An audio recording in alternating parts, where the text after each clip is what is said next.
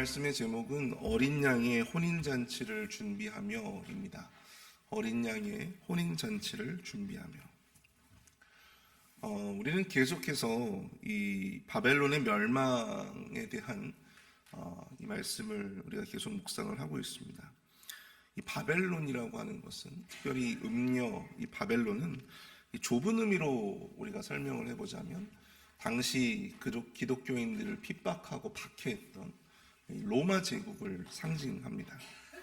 그러나 우리가 더 넓은 영적인 의미로 해석을 해본다면, 이 음녀 바벨론은 궁극적인 사탄을 상징하는 것이죠. 그러므로 이 음녀 바벨론의 멸망은 이 결박당한 사단의 권세, 그리고 사탄을 의미한다고 볼 수가 있습니다. 이 사도 요한은 이 계시록을 통해서 이 사단의 멸망과 또 영원히 결박되어질 그의 권세에 대해서 말씀하는 것으로 그치지 않고, 그것으로 끝나지 않고, 장차 오실 신랑 되신 예수 그리스도, 그리고 이 박해와 핍박 속에서도 믿음의 결기를 지켜갔던 그런 수많은 우리 그리스도인들, 하나님의 자녀들, 그들과의 결혼식, 이 혼인잔치를 예고하고 있다고 하는 것이죠. 특별히 오늘 새벽에는 장차 결박되어 멸망하게 될 사탄과, 그리고 장차 있어질 어린 양과의 혼인잔치를 준비하며 우리 믿음의 그리스도인들이 지켜야 할 믿음의 절개의 모습은 과연 무엇일까? 거기에 대해서 함께 본문을 토대로 살펴보고자 합니다. 어린 양의 혼인잔치를 준비하며, 그 첫 번째는요, 하나님께서 우리의 고통을 찬양으로 바꾸어 주심을 믿어야 한다라고 하는 것입니다. 하나님께서 우리의 고통을 찬양으로 바꾸어 주심을 믿어야 한다.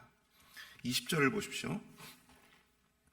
하늘과 성도들과 사도들과 선지자들아, 그로 말미암아 즐거워하라. 하나님이 너희를 위하여 그에게 심판을 행하셨음이라 하더라. 아멘. 오늘 본문은 하늘과 성도들과 사도들, 그리고 선지자들에게 이렇게 말씀하는 것으로 시작합니다. 그로 말미암아 즐거워하라. 그리고 이내 그 기쁨과 즐거움의 이유에 대해서 설명하고 있는데요, 무엇입니까? 하나님이 너희를 위하여 그에게 심판을 행하셨습니다. 여기서 하나님이 심판하신 대상이 누구입니까? 그로 말미암아 즐거워하라 해서, 이 그는 헬라어 F인데요, 이것은 남성을 지칭하는 표현이 아니고 여성 단수 3인칭 대명사입니다. 그래서 이 그는 여성을 의미해요. 우리가 앞서 말씀드렸다시피 바벨론을 어떤 것에 비유했냐면 음녀에 비유했죠. 음녀. 그러므로 여기서 말하고 있는 이 그는요, 9절부터 19절까지 비유되어지고 있는 음녀 바벨론을 상징한다고 볼 수가 있습니다. 하나님은 이 음녀 바벨론을 심판함으로 인하여 즐거워하라. 하나님께서 너희 즉 믿음의 성도들을 위해서 음녀 바벨론에게 심판을 행하셨기에 그것으로 인하여 너희들이 즐거워하라. 그렇게 명령하고 계신 것입니다.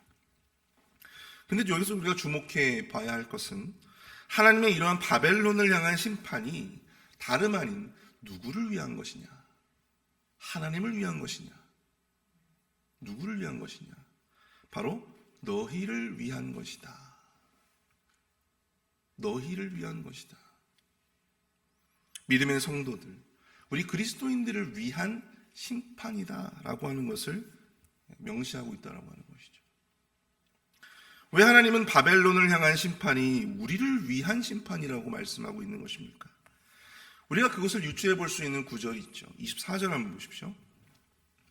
선지자들과 성도들과 및 땅 위에 죽임을 당한 모든 자의 피가 그 성 중에서 발견되었느니라 하더라. 여기서 말하고 있는 이 성이 어느 성입니까? 우리가 계속해서 살펴보고 있듯이 큰 성, 바로 이 음녀 바벨론을 지칭하는 것이죠. 음녀 바벨론은 선지자들과 성도들을 박해하였습니다. 그리고 그 피가 그 성 중에 온 땅에 퍼지게 되었다. 음녀 바벨론이 멸망하고 하나님의 심판을 받을 여러 가지 이유들이 있었지만 궁극적으로 그들은 하나님의 백성들, 믿음의 절개를 지키며 오로지 자신의 믿음을 지키면서 이 힘든 시대를 살아가고 있는 저와 여러분들과 같은 이 수많은 그리스도인들, 그들을 핍박한 그 모든 자들, 그 모든 악인들, 그 모든 세력들, 그 모든 사단의 권세를 하나님께서 심판하실 것이다. 누구를 위하여? 바로 우리를 위하여. 22절의 말씀처럼 이 음녀 바벨론, 그 성중에서는요 여러 가지 소리들이 있었어요. 여러분들 쭉 한번 보시면 악인들이 그 성중에서 검은 고를 타고 풍류를 즐기는 자들의 소리가 들렸다고 합니다. 또한 나팔 부는 자의 소리들이 들렸어요. 또 세공업자들의 소리와 집집마다 돌리는 맷돌 소리가 들렸어요. 그런데 여러분, 그 이면에서 믿음으로 말미암아 피를 흘리며 죽어갔던 이 믿음의 신자들, 믿음의 그리스도인들의 그 탄식 소리가 그 소리에 가리워집니다. 수많은 그리스도인들의 비명과 고통과 슬픔의 소리가 가득했지만 바로 그러한 악인들의 풍류를 즐기며 검은 고를 뜯는 소리에 가려지게 된 것이죠. 바벨론의 압제 속에서, 이 음녀 바벨론의 박해와 핍박 속에서 그들의 탄식 소리가 묻히는 듯, 보이지 않는 듯 보였지만 우리 하나님은 그들의 그 고통의 소리와 또 그 성중에 우리 믿음의 신자들이 흘렸던 그 피를 외면하지 아니하시고, 그리고 그들을 위한 심판을 결행하시게 되었던 것입니다. 사랑하는 성도 여러분, 이 바벨론의 시대를 살고 있는 우리가 탄식하는 이유가 무엇입니까? 우리가 애통하는 이유가 무엇입니까? 그것은 바로 우리의 탄식이 그들의 그 풍류 소리에, 그들의 그 검은 곳 소리에 묻히고 있다고 느끼기 때문이 아닐까요? 악인들의 풍류와 검은 곳 소리는 나날이 흥하고, 이 악인들은 나날이 번성하고 흥해 보이는데 여전히 우리의 고통과 우리의 탄식은 아무도 알아주지 않는 것 같고 그 누구에게도 들리지 않는 것 같은 그런 답답함이 우리 안에 있기에 우리가 더욱더 탄식하게 되어지고 또 애통하게 되어지는 것이 아니겠습니까? 그러나 여러분, 오늘 말씀에서 우리를 위한 심판을 준비하시는 우리 하나님은요, 우리의 그러한 고통의 소리에, 우리의 그러한 탄식의 소리에, 우리가 흘리는 그 눈물과 그 피, 거기에 우리 주님은 주목하시고 또 귀 기울여 주심을 믿으실 수 있기를 축복합니다. 우리의 고통과 탄식의 소리 하나님은 외면하지 아니하시고 우리를 위한 음녀 바벨론의 심판을 준비하고 계신다. 이것이 우리에게 소망이 되어지고 이것이 우리에게 위로가 되어질 수 있기를 축복합니다. 그러므로 우리 믿음의 성도들은요, 바로 이 어린 양의 혼인잔치를 준비하며 이 현실 속에서 우리가 맞닥뜨리는 수많은 이런 문제들과 이런 시련들 속에서도 변함없이 우리 믿음의 절개를 지켜나가야 한다라고 하는 사실을 우리는 기억해야 합니다. 왜 그렇습니까? 장차 있어질 바로 이 심판이라고 하는 것이 믿음의 절개를 지킨 저와 여러분들과 같은 이 그리스도인들을 향한, 그리스도인들을 위한 심판이 되어질 것이기 때문입니다. 1절을 보십시오. 이 일 후에 내가 들으니 하늘에 허다한 무리의 큰 음성 같은 것이 있어 이르되 할렐루야, 구원과 영광과 능력이 우리 하나님께 있도다. 2절을 보십시오. 그의 심판은 참되고 의로운지라 음행으로 땅을 더럽게 한 큰 음녀를 심판하사 자기 종들의 피를 그 음녀의 손에 갚으셨도다 하고, 음녀 바벨론을 향한 하나님의 심판이 끝나고 하나님의 백성들은요, 하나님을 찬양합니다. 할렐루야, 구원과 영광과 능력이 우리 하나님께 있도다.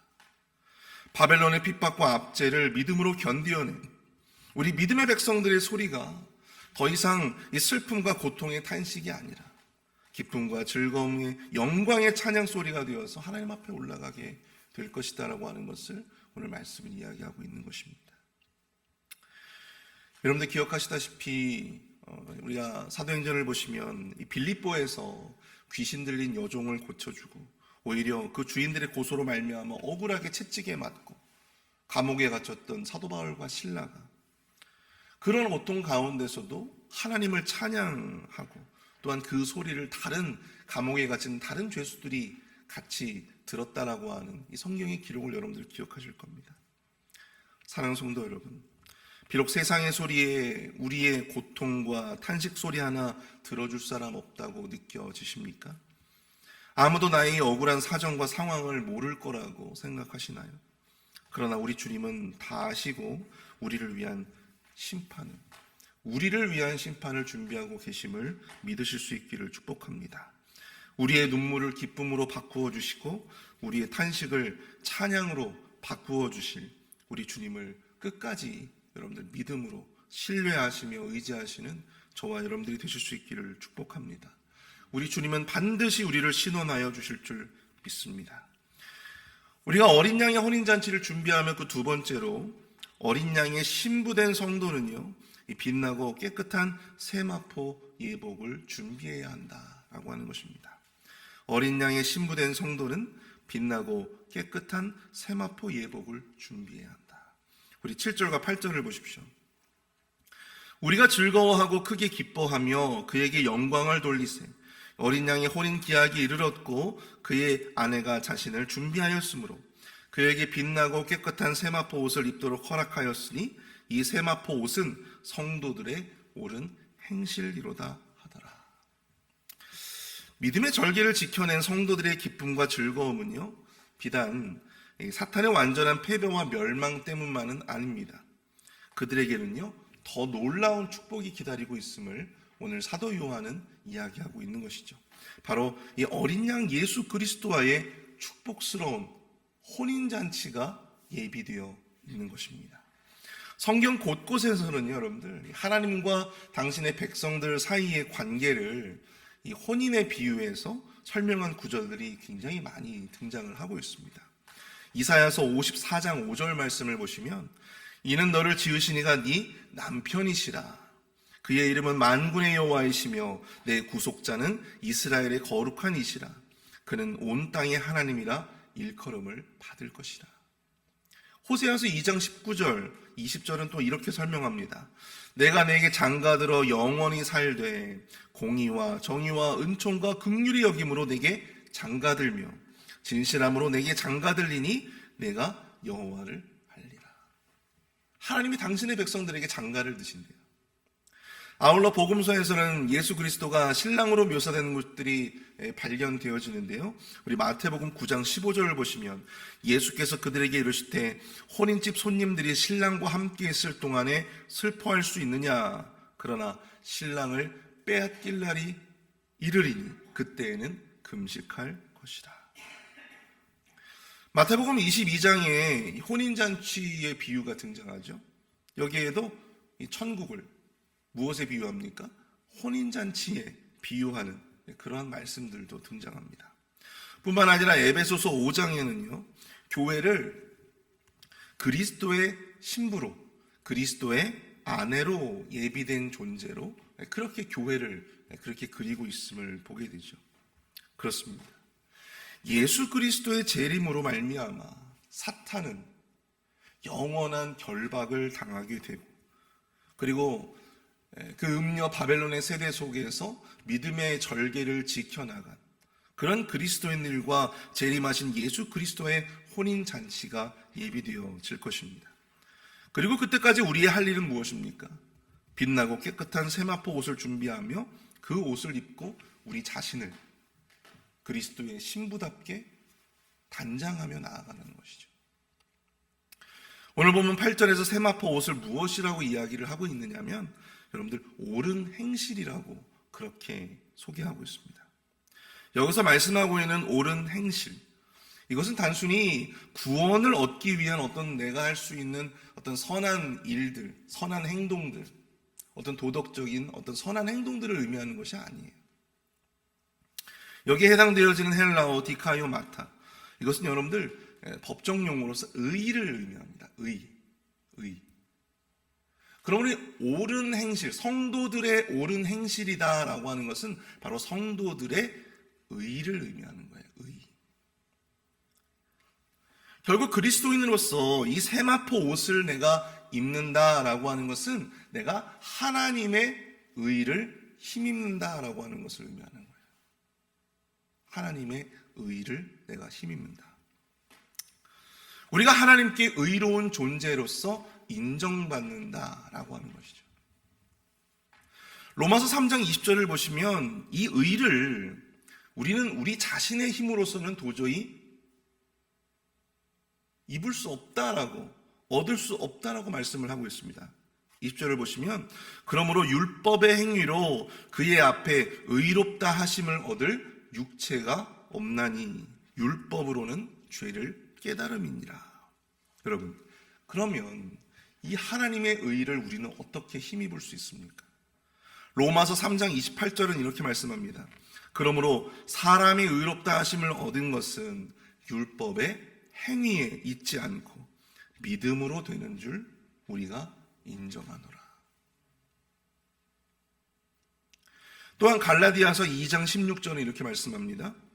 사람이 의롭게 되는 것은 율법의 행위로 말미암음이 아니요 오직 예수 그리스도를 믿음으로 말미암는 줄 알므로 우리도 그리스도 예수를 믿나니 이는 우리가 율법의 행위로서가 아니고 그리스도를 믿음으로써 의롭다 함을 얻으려 함이라. 율법의 행위로서는 의롭다 함을 얻을 육체가 없느니라. 아멘. 성도들의 의를 상징하는 이 세마포 옷을 우리는 과연 어떻게 얻을 수 있습니까? 우리가 이 옷을 어떻게 입을 수 있습니까? 우리의 어떤 착한 행실과 도덕적인 어떤 선함들을 우리가 실천함으로 그렇게 해서 얻어지는 것이 아니다라고 하는 것이죠. 오직 예수 그리스도를 믿는 그 믿음으로 말미암아 은혜로서 주어지는 것이 바로 이 세마포 옷이라고 하는 사실입니다.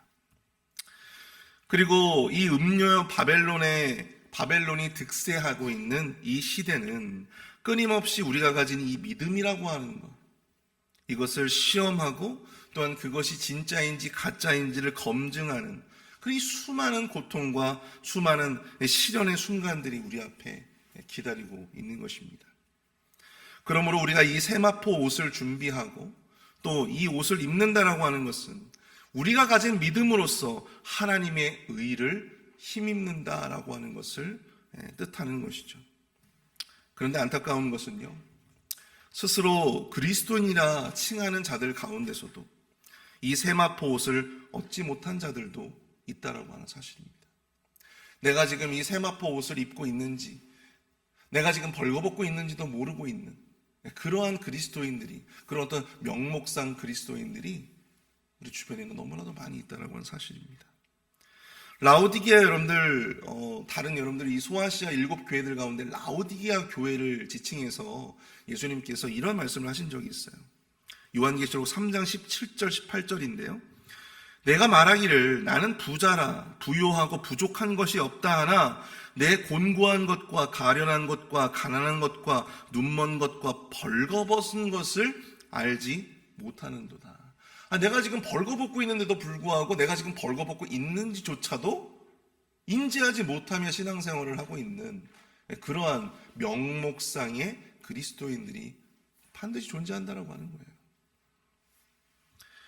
예수님께서 이러한 처방을 내리십니다. 18절을 보시면 내가 너를 권하노니 내게서 불로 연단한 금을 사서 부요하게 하고 흰옷을 사서 입어 벌거벗은 수치를 보이지 않게 하고 안약을 사서 눈에 발라 보이게 하라. 흰옷을 사라고 합니다. 흰옷을 사라.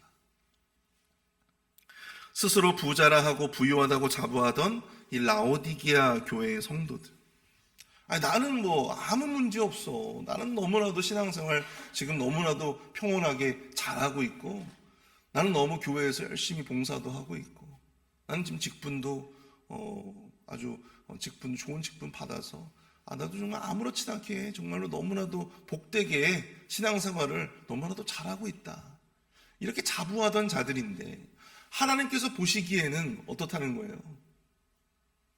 벌거벗고 있다라고 하는 거예요. 겉으로는 그리스도인이라고 하는 이름은 가졌지만 실상은 거룩한 세마포 옷을 얻지 못한 자들이 있다라고 하는 것입니다. 실상은 믿음이 없는 자들이죠. 하나님의 의로 인정받지 못한 자들이에요. 현실의 상황 속에서 믿음을 타협하고 언제든지 그 믿음을 버릴 수도 있다라고 여겨지는 사람들이죠. 저는 이 말씀을 묵상하면서 우리의 신앙생활이라고 하는 것이 결국은 이 음녀 바벨론이 득세하고 있는 이 험난한 시대 속에서, 이 영적인 어떤 이 혼미하고 혼탁한 시대 속에서 우리의 믿음으로 말미암는 하나님의 의를 증거하는 그런 과정이라고 저는 생각을 합니다. 쉽게 말해서 우리의 믿음을 검증하는 시간들인 거예요. 우리가 교회를 다니고 있지만 너무나도 쉽게 우리의 믿음과 삶의 일치를 우리가 포기하는 그런 경우들이 너무나 많잖아요. 명목상 그리스도인들의 삶을 우리 스스로 선택하는 그런 경우들이 너무나도 많지 않습니까? 무늬만 그리스도인일 뿐 실상 우리의 삶에 중요한 것은 정말 무엇인가를 여러분들 고민해 보실 수 있기를 바랍니다. 내가 정말 하나님 앞에서 바르게 건강하게 이렇게 신앙생활을 하면서 내 믿음을 온전히 하나님 앞에 온전히 검증하면서 그렇게 내 스스로 하나님의 은혜로 말미암는 이 세마포 옷을 준비하는 삶을 살아가는가? 아니면 너무나도 쉽게 이 믿음을 포기하며 명목상 그리스도인의 삶을 살아가고 있는지. 정말 우리에게 필요한 것은 무엇인가? 나는 그저 내 삶의 안정, 스테이블한 어떤 내 삶의 안정만을 추구하며 그렇게 살아가는 것이 나에게는 최우선의 목적이 되고 또 이 목표가 되고 있지는 않은지. 그것을 우리가 이 말씀을 통해서 더욱더 좀 생각해 보기를 원합니다.